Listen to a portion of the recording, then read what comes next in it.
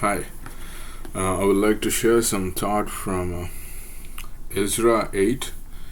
Uh, Ezra is a great man of God. In Ezra 7:10 it says that Ezra knew the word of the Lord well. He's a scribe, and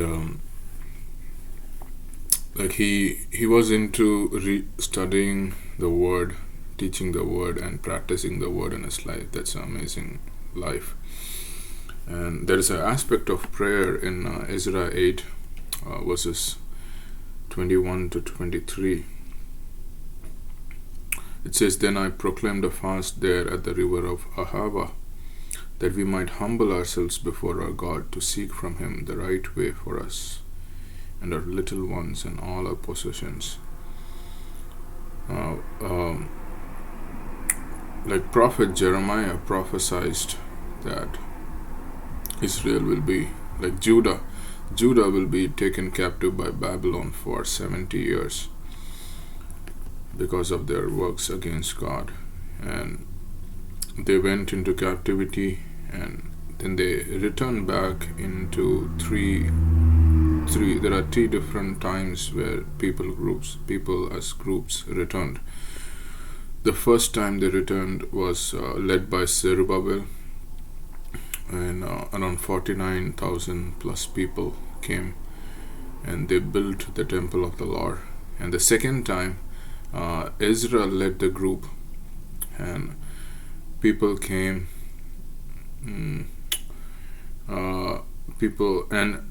King Artaxerxes was ruling in this time. It is after 8 years from the first group which returned to Jerusalem. And the King Artaxerxes, he gives gold, silver, and some offerings to the Lord for the temple. So in Ezra 8:21, we can see they have little ones and possessions. Like the journey from Babylon to Jerusalem is 900 miles, and it takes 4 months to reach. In Ezra 7, chapter 7, verses 8 and 9, we can see that it took 4 months for the Ezra and the people to come to reach Jerusalem. And before starting, they are camped near this river Ahava.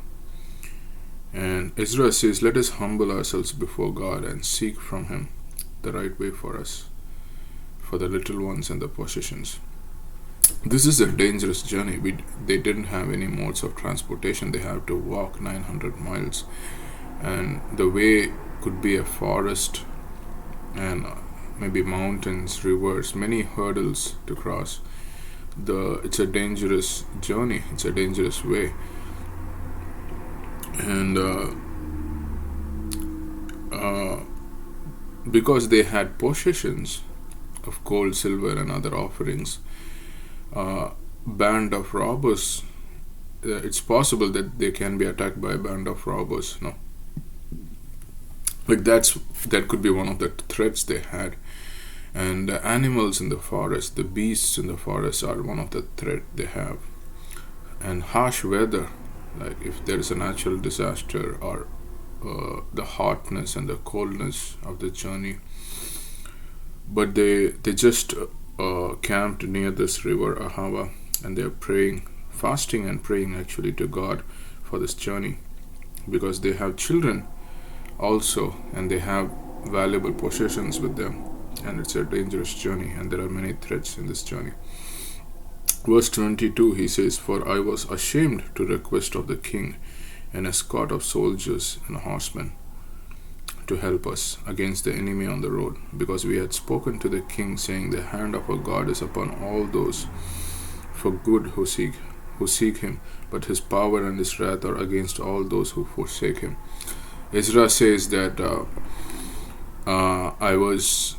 I didn't ask the King Artaxerxes, who was sending him and the people for protection by soldiers and horsemen along with them during the way, because I have told them that our God is favorable and he helps and he protects us during the way, and he's against those people who are wicked, you know. And so he didn't ask the king. He didn't depend on the physical protection of the army of a king, but he prays to God as a group. The whole people, they camp near this river, they fast and they pray, they ask to God. And verse 23, it says, "So we fasted and entreated our God for this, and he answered our prayer." God listened to his prayer, and God answered them. And we see that they started the journey. God kept each one through the whole journey, and they reached Jerusalem fine with all their children and possessions. We can have some dangerous situations. We can go through some dangerous journey, and we can instead of depending some physical in a physical way of some people who can help us, we can depend on God. We can ask God in prayer for protection, and we can depend on him like Ezra did. And one more thing I see in this portion is that, it's so clear the will of God is for people from Babylon to return to Jerusalem and to grow in the word and to rebuild the temple, the wall, the city. So Ezra and the people know this is the will of God, but still they stay and they humble before God. They pray to them. They were not familiar with God, even though they knew the will of God. At each step, they're asking God, they're praying God, and they're listening to God, and they're going forward. Sometimes we can be sure about what God wants us to do, but it doesn't mean that we don't need to pray often about it before acting. No. We need a continuous talking and listening with God, even when we are clear about the will of God for us, because it's a continuous fellowship, and God shows so many specific things. There are many decisions to make on the way, right? And hope this portion encouraged you. God bless you.